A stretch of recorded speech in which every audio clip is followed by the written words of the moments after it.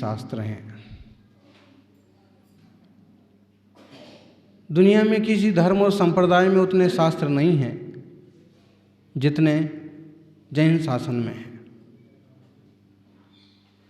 कहीं ढेर सारे पुराण भी हैं तो उनका कोई खास औचित्य और अर्थ समझ में नहीं आता।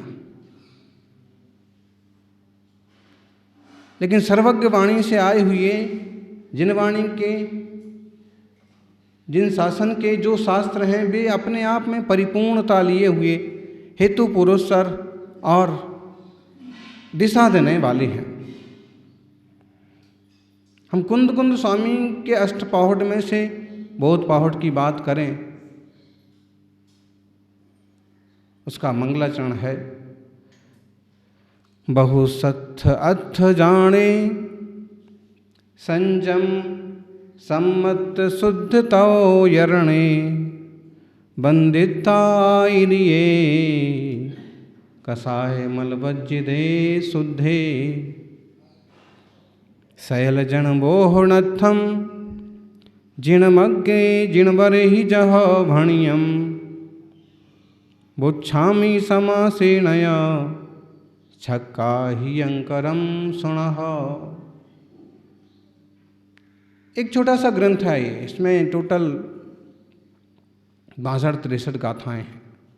बोध पाहुड़ नाम है और इसकी एक खास विशेषता ये है कि किसी भी शास्त्र का प्रारंभ परमात्मा को, वर्धमान को, केवली श्रुत केवली को वंदन करके किया गया है और यहाँ आचार्य को वंदन करके इस शास्त्र का प्रारंभ किया।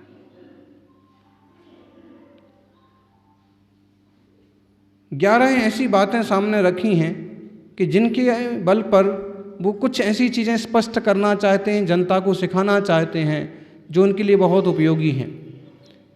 इसलिए बोध पाहुड़ इसका नाम रखा और वंदन किया है आचार्यों को, क्योंकि अरहंत मार्गदर्शन करके चले गए, वर्तमान में आचार्य गण ही मार्गदर्शन करते हैं। कैसे आचार्य को वंदन किया है? बहु सत्य अथ जाने, जो बहुत सारे शास्त्रों को जानते हैं और बहुत शास्त्रों के अर्थों को जानते हैं। शास्त्रों को जानते हैं, शास्त्र के अर्थ को, गांभीर्य को जानते हैं। दुनिया में ऐसे लोग मिल जाएंगे कि जो शास्त्र तो जानते हैं लेकिन शास्त्र का भावार्थ नहीं जानते, सारांश नहीं जानते हैं। शास्त्र जानना अलग चीज है और शास्त्र का सारांश जानना अलग चीज है। शास्त्रों में मार्ग कहा है लेकिन उस मार्ग का सारांश, मार्ग का भावार्थ ज्ञानी के हृदय में बसता है। बहुत शास्त्रों को, बहुत शास्त्रों के अर्थों को जानने वाले संयम सम्मत शुद्ध तव अरणे, जो आचार्य संयम, सम्यक्त और तप से शुद्ध हैं, जिनका सम्यक दर्शन, आत्मदर्शन परिपूर्ण और पक्का है, जिनका संयम परिपूर्ण परिपक्व है और जो तपश्चरण में सदा लीन रहते हैं, ऐसे आचार्य से पंडितार्य कसाय मल भज्यते शुद्धे, कसाय मल से रहित शुद्ध हैं, ऐसे आचार्यों को वंदन करके। कसाय हो तो वह तो मल ही है और ऐसे मल से सहित कोई आचार्य कैसे ठीक से आचार्यत्व कर सकते? इसलिए उससे भी रहित होना चाहिए। फिर ऐसे आचार्यों को वंदन करके, अरहंतों को, सिद्धों को वंदन नहीं किया है, आचार्यों को वंदन किया आचार्य कुंद कुंद देव ने। और सयल जन वोह नत्थम जिणमग्गे जिणवरिश जैन भयम, सारी जनता के लिए, समझाने के लिए जिन भगवान ने जैसे कहा है कुछ व्यवहारिक बातें जो सटकाए के जीव के लिए हितकारी है, ऐसे इस बोध बाहुट नाम को ग्रंथ को मैं संक्षेप से कहूँगा। बंधन किया है आचार्यों को और प्रतिज्ञा की है सारी जनता को उपदेश देने की और ऐसी बातें बताने की कि जो षटकाय के जीव के लिए भी लाभदायक है। पृथ्वी, जल, अग्नि, वायु, वनस्पति और सब त्रसों के लिए भी लाभदायक है। समझने की बात है, पृथ्वी, जल, अग्नि, वायु, वनस्पति कुछ देखते सुनते नहीं हैं, ना उनका मन है, फिर उनका हित कैसे होगा बोलो? लेकिन होगा, वही कुछ बातें इसमें बताएंगे कि किस ढंग से इन जीवों का भी हित हो सकता है। ऐसे गरिमाशाली महिमाशाली आचार्य को वंदन हो। बहुत महत्वपूर्ण है यह पद मोक्ष मार्ग का। पंच परमेष्ठियों में तीसरे परमेष्ठि हैं आचार्य श्री, और आचार्य श्री जो हैं अत्यंत गंभीर होते हैं, सब शास्त्रों के ज्ञाता होते हैं।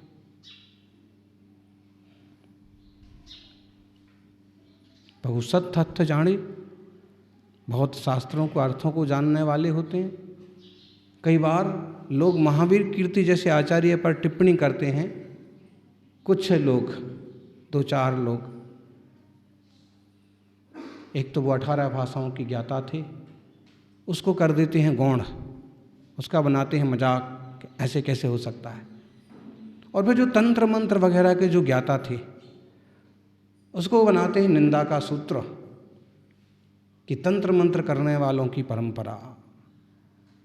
अरे आचार्य को सब शास्त्रों का, सब दर्शनों का, सब भाषा और लिपियों का बोध होता है, होना चाहिए। और ऐसे एक परिपक्व आचार्य थे आचार्य महावीर कीर्ति महाराज,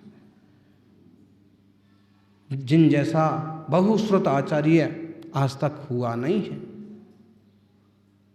दर्शन दुर्लभ हैं। उनके पद चिन्हों का अनुसरण करने वाले, उनसे शिक्षा लेने वाले कई साधु और आर्यिकाएं आज भी प्रसिद्ध हैं। तो आचार्यों को सारे शास्त्रों का ज्ञान होना चाहिए। आचार्यों की 36 मूल गुण कहे हैं सामान्यता, और सामान्यता जो 36 मूल गुण कहे हैं वो आप लोग कैसे गिनते हैं? 5 आचार, पंचाचार, 3 गुप्ती, षडावश्यक, 10 धर्म, 12 तप। ठीक है, ऐसे ही गिनते हैं ना।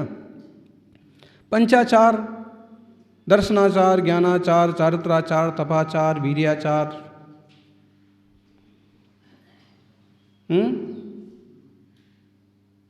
3 गुप्ती, मन गुप्ती, वचन गुप्ती, काय गुप्ती, 6 आवश्यक, समता, वंदना, स्तुति, प्रतिक्रमण, प्रत्याख्यान, कायुत्सर्ग, 10 धर्म, उत्तम, क्षमा, मार्दव, आर्जव, शौच, सत्य, संयम, तप, त्याग, आकिंचन, ब्रह्मचर्य, 12 तप, अनशन, अवमोदर्य, वृत्ति परिसंख्यान, रस परित्याग, विविक्त शयासन, काय क्लेश, प्रायश्चित, विनय, वैयावृत्त, स्वाध्याय, ध्यान, व्युत्सर्ग, ऐसे 12 तप। ये सब मिलाकर के कितने मूल गुण हो गए आचार्य श्री के?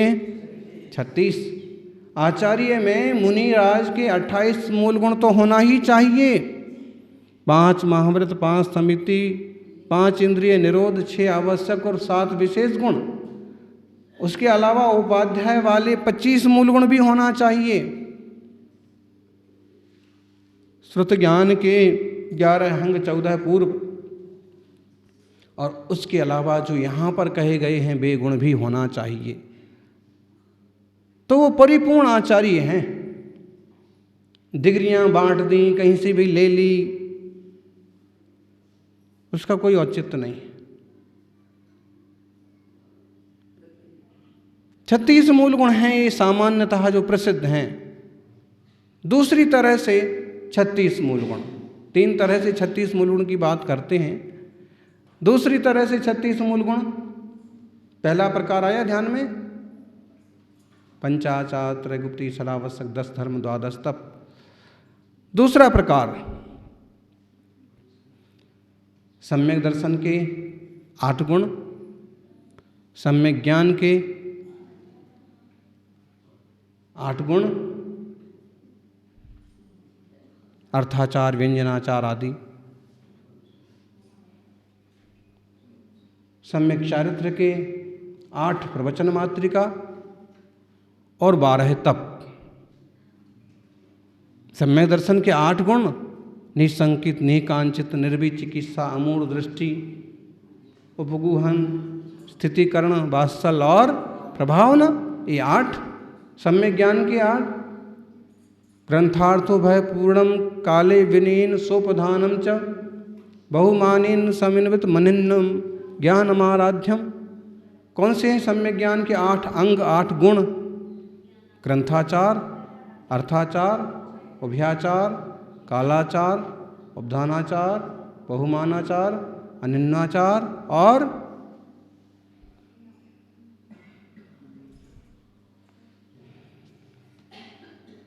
विनयाचार। ये 8 हो गए। अब सम्यक चारित्र के 8 गुण बोलें तो अष्ट प्रवचन मात्र का बोलें तो कौन से? एरिया समिति, भाषा समिति, स्मृति समिति, आदान निक्षेपण समिति, व्युत्सर्ग समिति, 5 समिति, 3 गुप्ति, मन गुप्ति, वचन गुप्ति, काय गुप्ति। 8 8 8 24। 12 तप,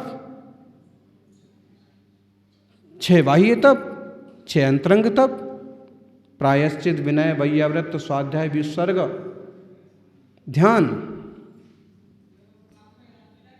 अंतरंग तप।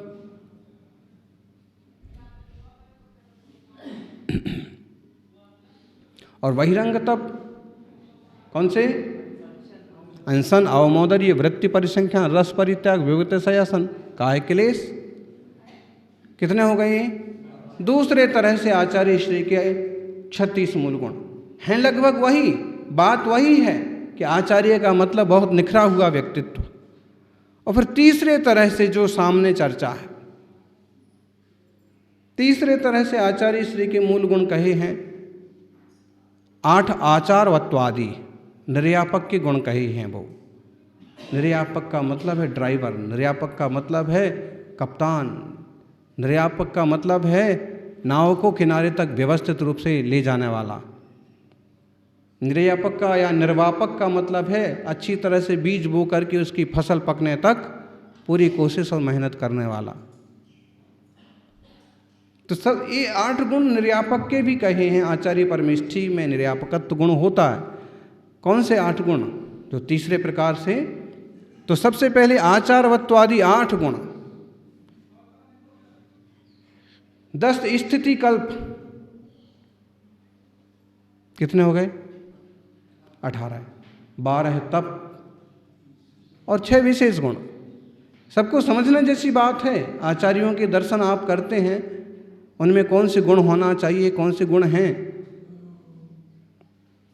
कभी गौर करो। आचारवत्वादि 8 गुण जो हैं कौन से हैं? आचारी, सूर्यराधारी, व्यवहारी प्रकार कहा, आया पायादि गुत्पीड़ो, परिश्रावी सुखावहा। 8 गुण। आचारवान, आधारवान, व्यवहारवान, प्रकारक, आया पाय कथी, उत्पीड़क, अपरिश्रावी और प्रकार सुखावह। 8 गुण। थोड़ी चर्चा इस पर करें। आचार्य कैसा होना चाहिए? आचार्य आचारवान होना चाहिए। पंचाचार परायण सुविमला सर्वमोक्ष संदेश का। पंचाचार परायण थे वो आचार्य आदि सागर अंक लिखकर। पंचाचार परायण होते हैं आचार्य।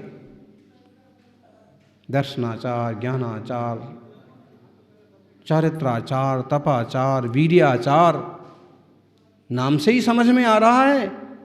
दर्शन में परिपूर्ण, ज्ञान में परिपूर्ण, चारित्र में परिपूर्ण, तप में परिपूर्ण और वीर्य अपनी ताकत से मोक्ष मार्ग में बढ़ने में परिपूर्ण। किसी और गति में भी चला जाए तो भी खोज लिया जाएगा और एक दिन मोक्ष चला जाएगा। और ये आधार कार्ड वाला तो उसी गांव में खो जाए तो भी ढूंढना मुश्किल हो जाएगा। ये आधार है, आचार्य इसलिए आधारवान होते हैं, श्रुत के भंडार होते हैं, औरों के लिए आधार होते हैं। फिर व्यवहारी, प्रायश्चित देने वाले, प्रायश्चित दाता, व्यवहारवान, जिनने गुरु से शास्त्र पढ़े हैं प्रायश्चित के, अनेक बार प्रायश्चित लिए हैं, प्रायश्चित लेते देते हुए देखा है, वो कहलाते हैं व्यवहारी। क्या प्रायश्चित देना, कब किस ढंग से प्रायश्चित होता है, कुछ का कुछ कर दिया तो गड़बड़ हो जाएगा। व्यवहारवान। चौथा गुण है प्रकारकः, और प्रकारक को ही कहते हैं आसनादिद। प्रकारक का मतलब होता है किसको क्या चाहिए, पेन, पेंसिल, लेखनी, चटाई, आसन वगैरह। तो संघ के साधकों के लिए है कि प्रबंधन में भी ध्यान जो देते हैं, स्वामी स्थित बैठना सिखाते हैं, वो कहलाते हैं प्रकारक। आया पाय कथी, आया पाय कथी का मतलब है